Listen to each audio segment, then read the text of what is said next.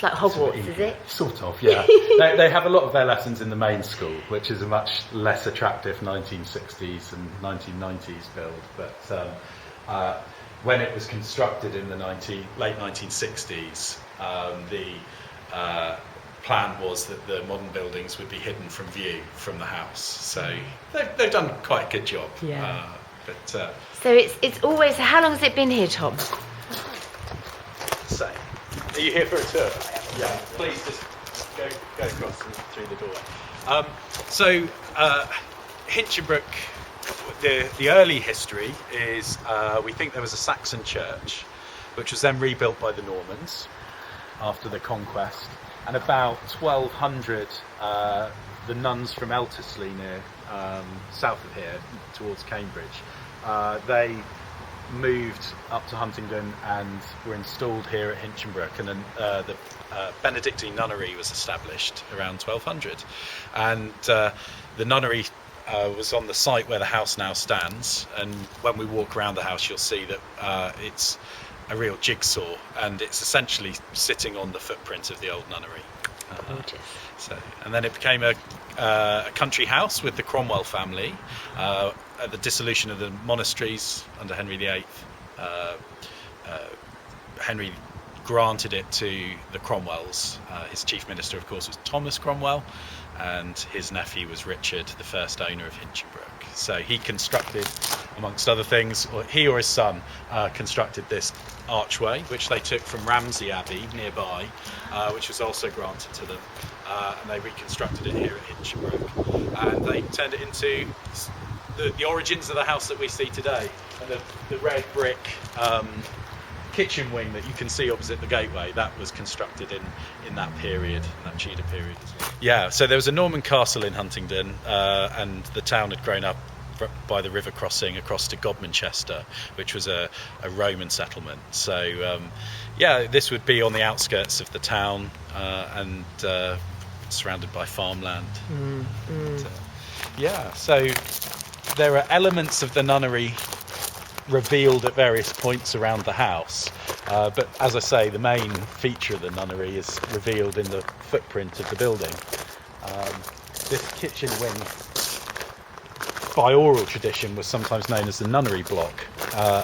It actually isn't, it's Tudor, as we can see, but we can only assume that perhaps it's built on the footings of an earlier nunnery building, which would have been on this spot.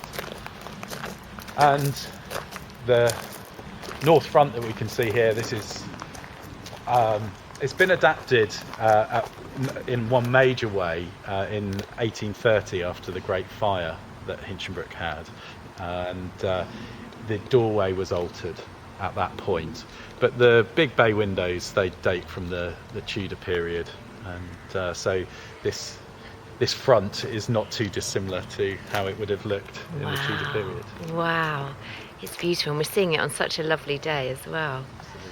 So tell me about the fire. Yes, so all great houses have their fires, don't they? But Hinchingbrooke was at that point owned by the Montague family, who were the Earls of Sandwich, and the young Earl was at university at Cambridge at the time.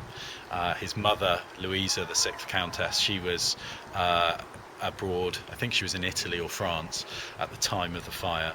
So one cold frosty morning, the servants who were in residence were lighting fires in the house to dry out the chimneys from snowfall, and there'd been some bad alterations to some of the rooms, and some of the fireplaces had been left without grates, and so the story goes that the fire was lit on the hearthstone directly, which then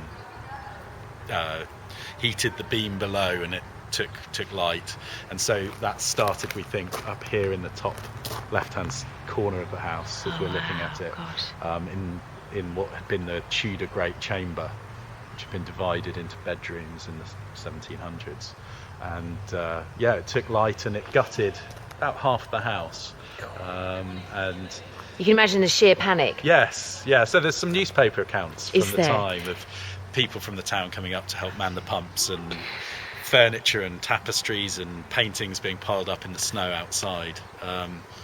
and some other locals breaking the handle on the pump, and in the ensuing chaos breaking into the cellar and drinking all the champagne. So Great it story. was, yeah. But luckily the family were not particularly cash rich, Right. and there seems to have been a desire to maintain the spirit of the building. So rather than demolish and build a sort of a neoclassical style building, they tried to keep the character, and so kept essentially the building and just reworked some of the inside. Oh, that's great. Which you'll see. That's great. These are the Pepys steps just here. So Samuel Pepys has a real connection with Hinchingbrooke. He was the secretary to Edward Montagu, who was the first Earl of Sandwich. He lived here in the time of the Civil War and Restoration. Wow.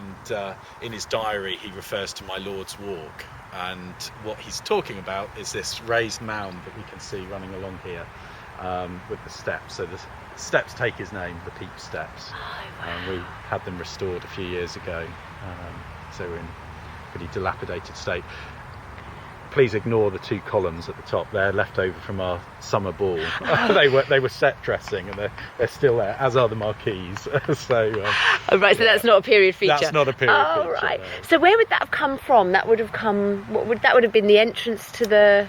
No, this would have just given access up onto this raised mound. I see. And that would essentially be a viewing platform Oh, I see. for formal gardens that would have been on the lower level. I see, right. And the idea was that you could promenade around the grounds and have discreet conversations and talk about politics without anyone listening in. Right. So they gave an aspect, but it's quite unique at Hinchingbrooke as well, because the public road, just hear a car horn, actually runs very close to the immediate grounds of the house. And so the public road, we'll walk up there in a moment, runs just the other side of that wall. So this embankment hides the road, but when you're in the house you can't see that it's there. Yeah, So that's it's clever, very isn't clever. it? Very clever. Yes. Just across here, Yes. you can just see that little Oh, gateway. yes.